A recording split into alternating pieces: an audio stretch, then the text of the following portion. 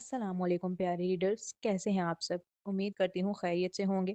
मैं हूँ आपकी होस्ट फातिमा। आज मैं आपके लिए नॉवल शम्सुल हया की एपिसोड 24 लेकर हाजिर हुई हूँ। वीडियो शुरू करने से पहले मेरी आप सबसे रिक्वेस्ट है, हमारे चैनल को सब्सक्राइब कर लें और बेल आइकन भी प्रेस कर दें ताकि आने वाली हर एपिसोड आपको जल्दी से मिल सके। तो चलते हैं किसके जानिब। अंदर आ जाएं। उसने दरवाज़ा खोला और साथ ही अंदर दाखिल होते हुए घर की लाइट्स ऑन की। तैयबा अंदर दाखिल होने में थोड़ा घबरा रही थी। वो उसे जानती तक नहीं थी, फिर अभी तक तो चेहरा तक नहीं देखा था। एक अजनबी के साथ उसके घर में चले आना, क्या ये दुरुस्त फैसला था? कहीं वो कोई बेवकूफ़ी तो नहीं कर रही दोबारा से? अनगिनत बुरे ख्यालात और वसवसों के साथ वो घर में दाखिल हुई।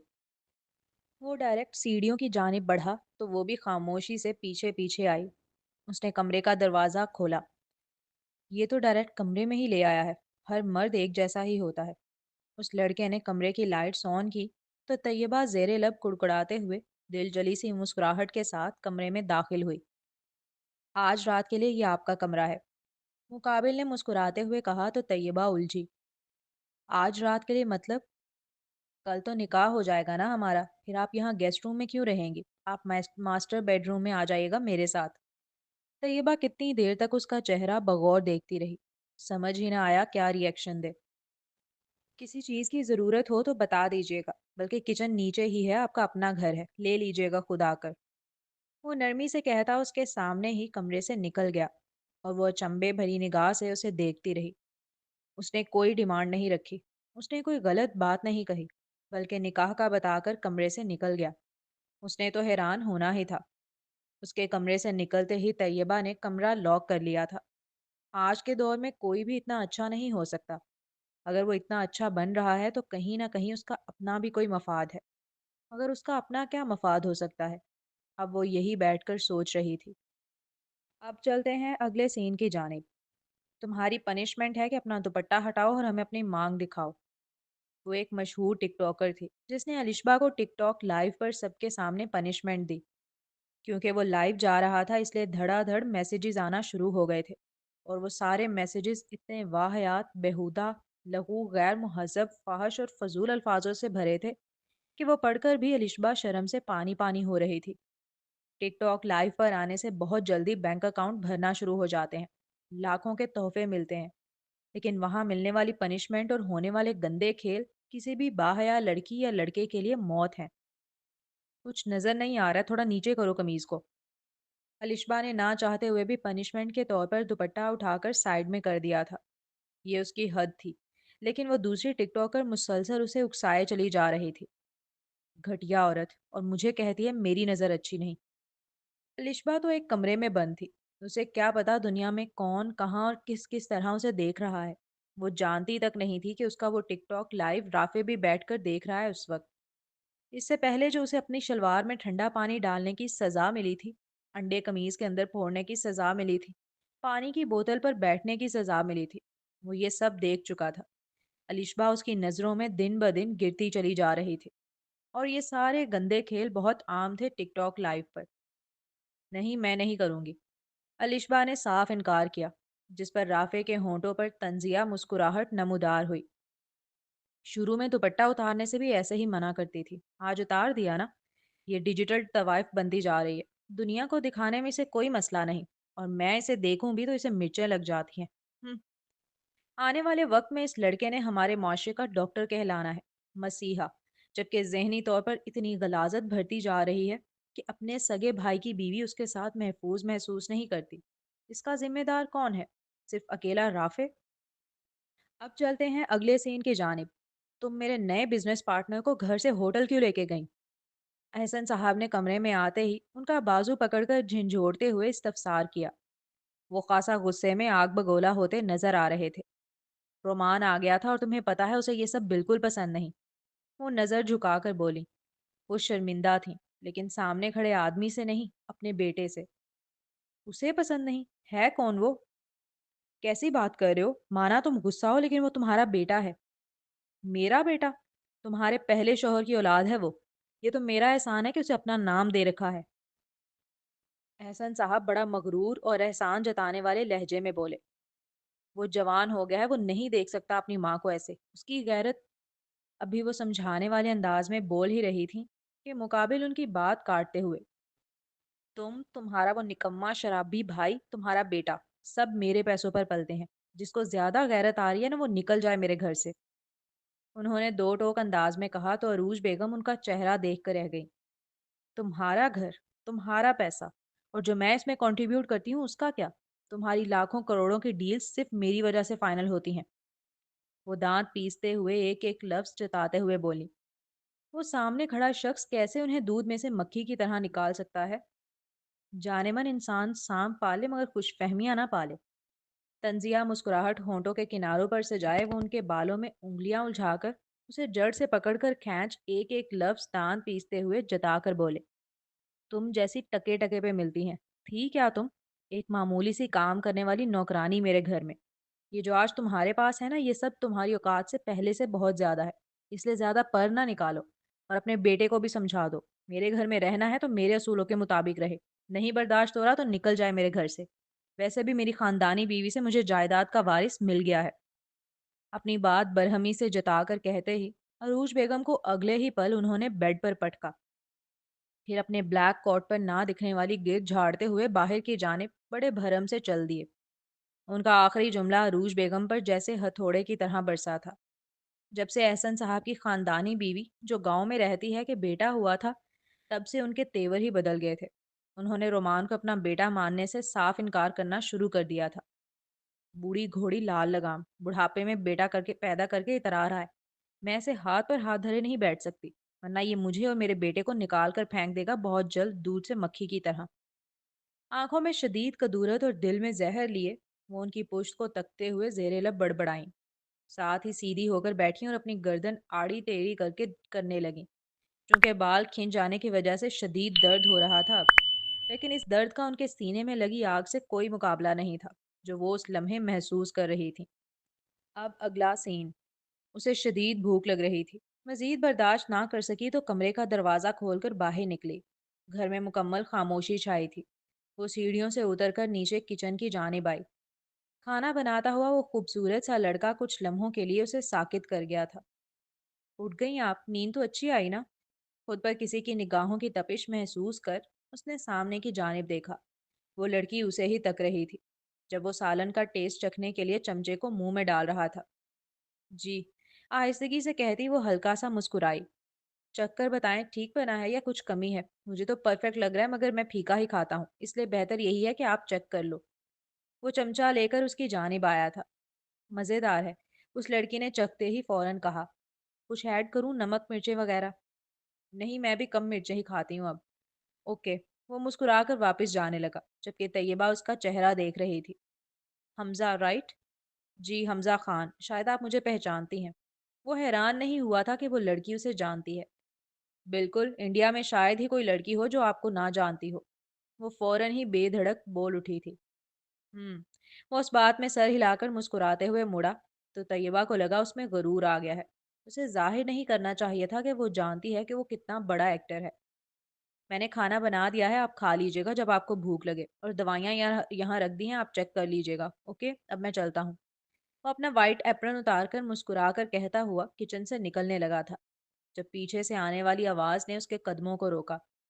और हमारा निकाह? मैं अपनी बात कहकर मुकरता नहीं, तो फिक्र ना करें, मैं अपने काम से वापसी पर मौलवी साहब को लेता हुआ ही आऊंगा। वो पलट कर उसकी जानिब देख नरमी से मुस्कुराकर एतमाद दिलाने वाले अंदाज में गोया हुआ। ओके। उस पर एतबार करने के अलावा कोई चारा भी तो ना था। और कुछ वाइफी? हमजा ने मुस्कुराकर शरारत से पूछा। नहीं। वो थोड़ा झेम कर नफी में गर्दन हिलाने लगी। ठीक है, रात में मिलते हैं फिर। उसने आखिरी मानी खेज निगाह उस लड़की पर डाली। उसकी सुनहरी आंखें मुंतजिर थीं, और वो जानता था वो हिफाजत ढूंढ रही है, वापसी का रास्ता ढूंढ रही है। वो अलविदा लेकर वहां से चल दिया था, उस लड़की को अपना मुंतजिर छोड़कर। अब चलते हैं अगले सीन की जानिब। शाम होते ही उसकी नजरें दरवाजे से लग गई थीं। 5 से 6 बजे, 6 से 7 बजे, 7 से 8, 8 से 9। वो बैठी रही इंतजार में, यहाँ तक के 12 बज गए, मगर वो लड़का नहीं आया। वो रात तक का खाना बना कर गया था, लेकिन उसके बावजूद तैयबा ने उसे हाथ नहीं लगाया, दिल ही ना किया। वो तो इंतजार की सूली पर लटकी हुई थी। इंतजार करते करते वो कब सोफे पर बैठी बैठी सो गई उसे खबर नहीं। अब अगला सीन। आजकल क्या बात है, हमेशा अकेले ही नजर आते हो, भाभी कहाँ है? उसका एक दोस्त अचानक मिलने पर छेड़ने लगा।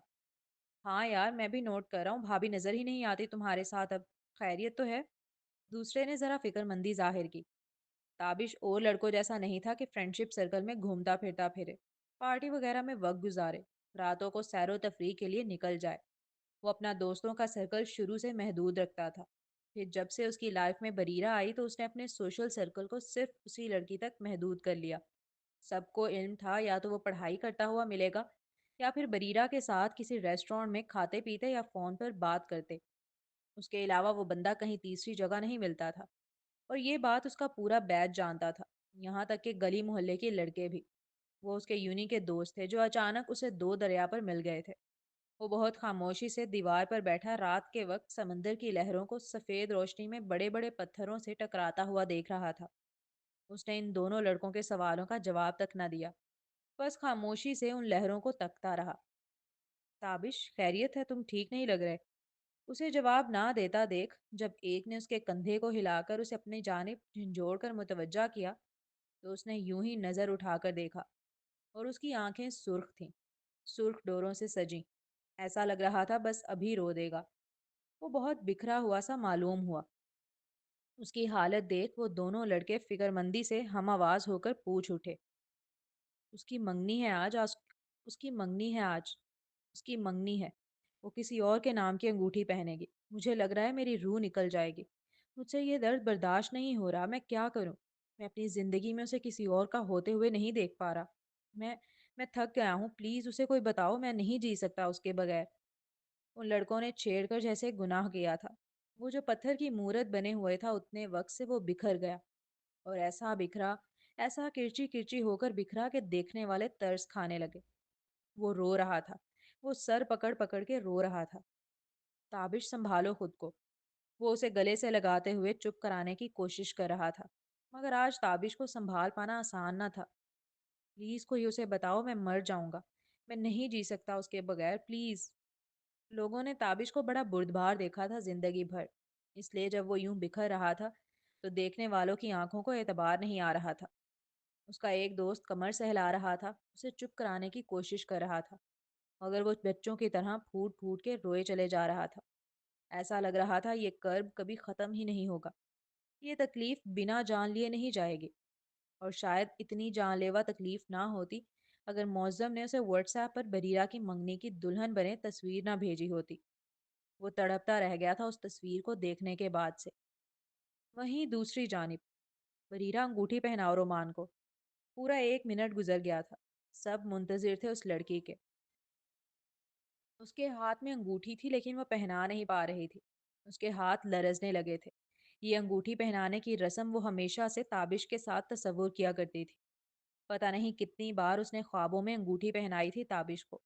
लेकिन आज जब हकीकत में वो लम्हा आन पहुंचा तो सामने ताबिश नहीं था, सामने रोमान बैठा हुआ था। वो होगा हजारों लड़कियों के दिल की धड़कन, मगर उसके लिए वो ताबिश नहीं था। ये हकीकत है कि ख़ास और आम का सारा दारोमदार सिर्फ हमारे दिल पर है। कि कोई लाख ख़ास हो दुनिया की नज़र में, लेकिन हमारे लिए आम होता है। और कोई लाख आम हो दुनिया की नज़र में हमारे लिए ख़ास हो जाता है। रोमान खामोशी से उस लड़की का चेहरा देखता रहा। उसका हाथ हवा में था, मुकाबिल की अंगूठी का मुंतजिर। सबकी नज़र उन दोनों पर थी। उसे रिजेक्शन फील होने लगा था। उस लड़की का चेहरा अज खुद बता रहा था वो ये मंगनी नहीं करना चाहती। उसके दिल में टेस सी उठी। बरीरा हसन, अंगूठी पहनाओ, उसने बहुत आहिस्तगी से कहा। वो हुक्म वाला लहजा नहीं था, वो मिन्नत भरा था कि पहना दो अंगूठी, ना करो एंड मोमेंट पर मेरे साथ ऐसा। मैं ये रिजेक्शन बर्दाश्त नहीं कर पाऊंगा। बरीरा के कानों तक उसकी आवाज़ पहुंच गई थी। अपने लरजते हाथों के साथ बड़ी हिम्मत जमा कर उसने अंगूठी पहना दी। उस अंगूठी को पहनाते ही तालियां बजने लगीं। सब बड़ा खुश हो रहे थे, लेकिन बरीरा का दिल, उसका दिल मुकम्मल खाली हो गया। रोमान बहुत खुश था अपनी मंगनी को लेकर, लेकिन अंगूठी पहनने के बाद जब उसने बरीरा का मुरझाया हुआ चेहरा देखा तो जैसे सारी खुशी दम तोड़ गई। उल्टा वो तकलीफ महसूस करने लगा। बरीरा हसन, आज से, अभी से, इसी लम्हे से तुम मेरी अमानत हो।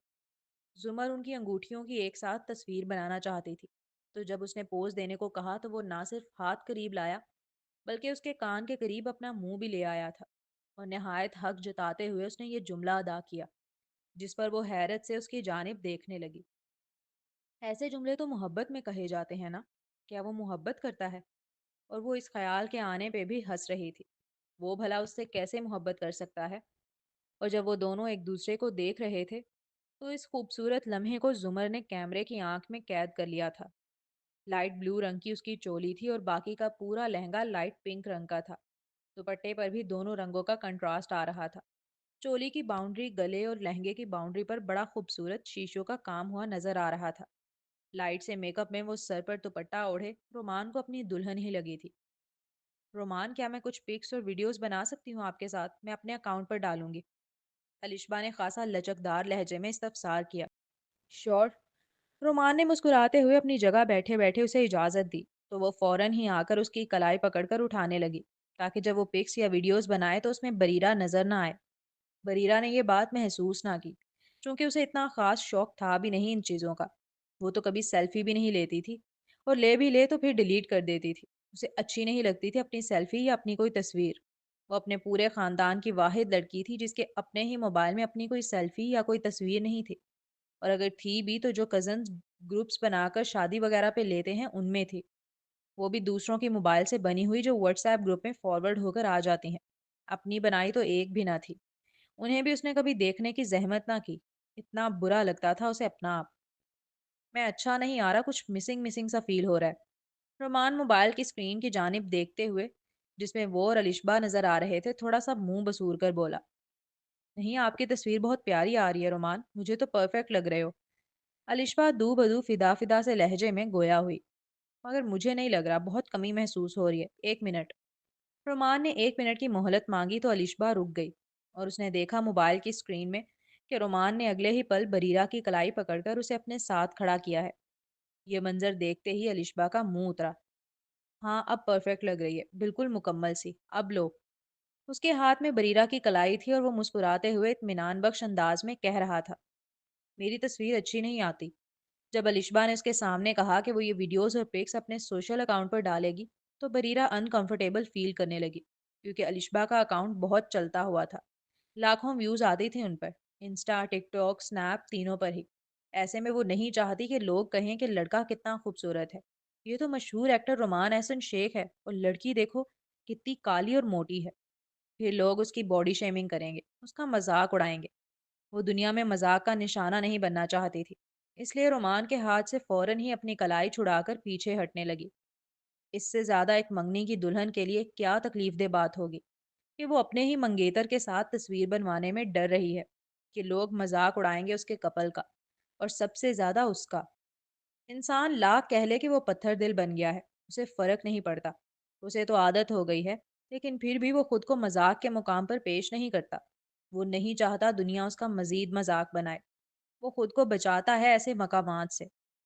چپ چاپ کھڑی ہو، نخرے نہ کرو زیادہ، اور بس مجھے دیکھتی رہو، تصویر خود بخود پیاری ہو جائے گی۔ اس نے کلائی چھڑا کر ایک قدم پیچھے ہونا چاہا، تو مقابل نے پہلے سے زیادہ مضبوطی سے اس سانولی کلائی کو تھاما اور اسے جھٹکے سے اپنے قریب کیا۔ اگلے پل وہ اس کے سینے سے آ لگی تھی۔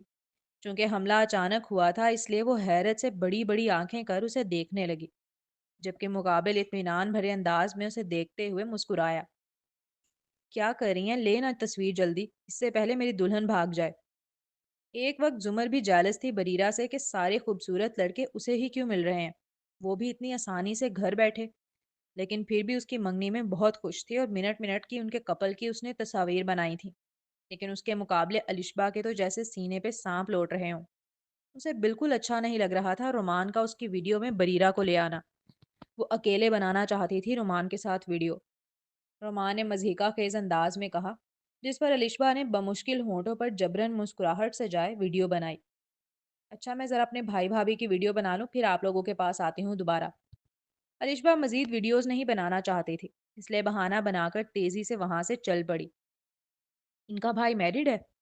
رومان بہت انٹرسٹ لے رہا تھا اس کی فیملی کے ہر ممبر کو جاننے میں، جو اس بات کی دلیل تھا کہ وہ شادی کو لے کر بہت سیریس ہے۔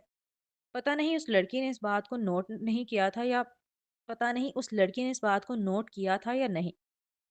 نہیں منگنی ہوئی ہے صرف، وہ جو لڑکی نظر آ رہی ہے گولڈن لہنگے والی، وہ زمر ہے۔ وہ انگیجڈ ہے پھوپھو کے گھر، اور یہ جو ابھی آئی تھی نا، یہ پھوپھو کی بیٹی تھی الشپا، تو ان کے درمیان نند بھابھی کا رشتہ ہے۔ او تھوڑا وقت لگے گا مجھے یاد کرنے میں، کافی سارے رشتہ دار ہیں تمہارے۔ وہ یاد کرنے کی کوشش کر رہا ہے۔ کیا یہ کام تھا؟ تو مت کرو یاد، اس نے خاصا لاپرواہی سے جواب دیا، وہ بھی بغیر اس کی جانب دیکھنے کی زحمت کیے۔ اس کی نظر تو زمر اور زرم پر چل رہی تھی۔ وہ دیکھ سکتی تھی وہ لڑکا کتنا خوش ہو کر تصاویر بنوا رہا ہے۔ کہیں نہ کہیں بریرہ کے دل کو تکلیف پہنچی تھی اس منظر کو دیکھ، کیونکہ وہ امیجن بھی نہیں کر پا رہی تھی کہ کتنا اذیت میں مبتلا ہوگا وہ لڑکا بعد میں، جب اسے پتا چلے گا کہ زمر تو پہلے سے شادی شدہ ہے۔ زمر کے اس چھپے ہوئے نکاح کے سبب زرم بیچارہ تو رل کے رہ جائے گا، اور وہ سمجھتی ہے اس دل ٹوٹ جانے کی تکلیف کو۔ جو چیٹ ہوتا ہے اس پہ کیا قیامت گزرتی ہے اس لڑکی سے بہتر کون جانتا ہے۔ اس کے تو زخم بھی ابھی تازہ تھے، اتنے تازہ کہ بس چھیڑنے کی دیر ہے خون رسنے لگے گا۔ مگر میں یاد کرنا چاہتا ہوں، آخر یہ سب میرے سسرالی ہیں۔ رومان نے اس کی لاپرواہی دیکھی تو تیزی سے جتاتے ہوئے کہا، میں سب کی پکس لے کر ان پر نام لکھ کر بھیج دوں گی تمہیں واٹس ایپ پر، تم یاد کر لینا ٹھیک ہے۔ وہ اس کی جانب دیکھ مسکراتے ہوئے جواب دینے لگی، کبھی کبھار ایسا لگتا ہے نا جیسے آپ کسی سے بھیک مانگ رہے ہو اس کی توجہ کی۔ رومان کو بالکل ایسا ہی فیل آ رہا تھا اس وقت۔ وہ لڑکی مانا مسکرا کر جواب دے رہی تھی، لیکن وہ مسکراہٹ اس کی آنکھوں تک نہیں پہنچ رہی تھی۔ نہیں، مجھے تم سے جاننا ہے، مجھے یاد رہے گا پھر۔ اس کا چہرہ دیکھتے ہوئے بڑی نرمی سے حق جتانے والے انداز میں گویا ہوا۔ اچھا بھائی، وہ جو سامنے نظر آ رہے ہیں، وہ جو وائٹ کلر کا کرتا پہنے ہوئے ہیں اور ان کے برابر میں براؤن کلر کی ساڑی میں خوبصورت سی لڑکی کھڑی ہے، وہ گھر کے سب سے بڑے بیٹے ہیں معظم، اور وہ ان کی بیوی ہیں زینیا بھابی۔ اچھا، یہ جو گلاب جامن منہ میں ڈال کر چپ چاپ سے نکل رہا ہے، یہ رافع ہے ان کا چھوٹا بھائی۔ ہینڈسم ہے یہ تو، ہے نا؟ بریرہ کے اپنے بھائی کی تعریف سنتے ہی فوراً ہی آنکھیں چمکی۔ ہاں میرا سالہ ہے، ہینڈسم تو ہوگا۔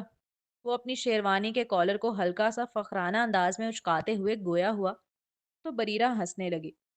ہر جگہ اپنے نمبر بڑھا لیا کرو تم بس۔ وہ آنکھیں چھوٹی کر ہلکے سے اس کے پیٹ پر کونی مارتے ہوئے بولی۔ جاری ہے۔ تو جی جناب، یہ تھی آج کی ایپیسوڈ۔ امید ہے آپ سب کو پسند آئی ہوگی۔ اب چلتے ہیں ریویو کی جانب۔ تو بھائی سب سے پہلے تو جو اس ناول میں دل ٹوٹ آنسو پھوٹس والے سین ہو رہے ہیں نا، مطلب ہر کسی کا دل ٹوٹ رہا ہے، صحیح ہے۔ پہلے اس کا ٹوٹا بریرہ کا شروع میں، پھر اس کے بعد موزم کا ٹوٹ گیا پھر اس کا ٹوٹ گیا، جاں شیر کا ٹوٹ گیا، پھر اب تابش کا ٹوٹ چکا ہے۔ مطلب اس نے تو خود ہی توڑا ہے نا جو بھی کیا، لیکن مجھے کوئی نہ کوئی ریزن لگ رہی ہے، پتہ نہیں اس نے ایسا کیوں کیا، کیونکہ آج کے ایپیسوڈ سے یہ تو واضح ہو گیا کہ بھائی ابھی تک وہ بریرہ کے پیار میں پاگل ہے، تو کچھ کہہ نہیں سکتے کہ کیا وجہ ہے۔ خیر آہستہ آہستہ کھل جائے گی۔ لیکن مجھے اس پوائنٹ پہ بہت برا لگا تھا تابش کے لیے، آئی سویر مجھے بہت برا لگا تھا، مطلب وہ بیچارہ جس طرح سے رو رہا تھا۔ خیر ابھی کچھ ہوا نہیں، ابھی تو منگنی ہی ہوئی ہے، کچھ بھی ہو سکتا ہے، ہمیں کیا پتا رائٹر نے آگے ہمارے لیے کیا رکھا ہوا ہے۔ تو خیر آج کے ایپیسوڈ میں جاں شیر بھی نہیں تھا، تو مجھے تو اس کے لیے بھی برا لگ رہا ہے بیچارہ۔ اوف اللہ، ایک تو ہم لڑکیاں جو ہے نا، ہمیں سب کے لیے برا لگ رہا ہوتا ہے، واقعی مجھے برا لگ رہا ہے ان سب کے لیے۔ کہیں نہ کہیں مطلب ہر کسی کی غلطی ہوتی ہے، لیکن پھر وہی بات کہ قسمت کی بات ہوتی ہے نا، کہ پتہ نہیں کس کو ملتی ہے بریرہ۔ اور بھائی سب سے بڑا ٹوئسٹ جو آج ہمیں پتہ چلا ہے وہ تو یہ ہے کہ رومان صاحب کو اتنے امیر تو ہیں نہیں، ان کا تو باپ ہی سگا نہیں ہے، اور ماں نوکرانی تھی مطلب ان کے گھر، تو وہ کوئی اتنے امیر تو نہیں ہوں گے، تو وہ ساری جائیداد جو ہے وہ اب کیوں دے گا رومان کو؟ تو بھائی یہ تو بہت بڑا ٹرننگ پوائنٹ نکل آیا کہ اب وہ مطلب اس کے پاس صرف اس کی اپنا وہ ایکٹنگ سے جو پیسہ کماتا ہے صرف وہی ہوگا، تو وہ ایسا کوئی اتنا امیر تو نہیں رہا ہوگا نا۔ تو خیر ابھی تک سب سے امیر اس ناول میں یہی تھا، تو ابھی اس کا بھی وہ کھل گیا ہے کہ نہیں بھائی وہ نہیں ہے۔ تو خیر کیا کہہ سکتے ہیں۔ پھر جو پوائنٹ تھا بیچ میں سین تھا ہمارے پاس الشبا اور رافع والا، وہ مجھے اتنا ڈسگسٹنگ لگا اس پوائنٹ پہ، اتنا مجھے گندا لگا وہ والا پوائنٹ، کہ مطلب وہ کتنی، مطلب وہ رافع تو ہے ہی ہے ٹھیک ہے، وہ تو چلو ہے، لیکن الشوا اتنی گندی ہے کہ مطلب لائف، اوف اللہ، اور اب وہ گندی حرکتیں کرنا پوری دنیا کے سامنے۔ بہن تمہیں شرم آ رہی ہے تو تم نہ کرو نا، تم منع کر دو، یا تمہیں ایسا کیا چسکا لگ گیا کہ تمہیں لائف پہ آنا پڑا ہے؟ وہ تو آپ کی اپنی چوائس ہوتی ہے نا کہ آپ ایک حد تک رکھو، تم ویڈیوز ڈالتے ہو اور اب تم لائف پہ بھی آ گئے، اور ماشاءاللہ سے اس لائف میں رافع صاحب بھی ہیں جو اپنی بھابھی کو بھی گندی نظر سے دیکھتا ہے، کل کو بہن کو بھی دیکھنے لگ جائے گا، جس طرح کا آج کل چل رہا ہے، یہی سب کچھ چل رہا ہے نا، اور اس سب کا قصور یہ سوشل میڈیا ہی ہے۔ تو خیر نہ مردوں سے اپنی نظریں سنبھالی جاتی ہیں، نہ عورتوں سے اپنے کام اور نظریں سنبھالی جاتی ہیں، تو سب لگے پڑے ہیں۔ خیر بہت برا، وہ بہت گندا سین تھا لیکن وہ ریئلٹی تھا۔ آج کل یہی ہو رہا ہے۔ تو دیکھتے ہیں نیکسٹ ہمارے لیے کیا رکھا گیا ہے۔ تو آپ لوگ بھی ضرور ریویوز دیا کریں، شارٹ ہے، لانگ ہے، جتنی بھی ہے۔ آپ رائٹر بھی ایک انسان ہیں، ٹھیک ہے، ان کے بھی مسئلے ہوتے ہیں، سو جس طرح سے بھی لکھیں، لیکن آپ لوگ ایٹ لیسٹ ریویوز اچھے دیا کریں۔ دیتے ہیں آپ لوگ لیکن کبھی کبھار جو ہے وہ بیچ میں آپ ڈنڈی مار دیتے ہیں، تو کائنڈلی ریویوز اچھے دیا کریں اور چینل کو ضرور سبسکرائب کریں، بیل آئیکن بھی پریس کریں۔ ملتے ہیں نیکسٹ ایپیسوڈ میں، تب تک کے لیے اللہ حافظ۔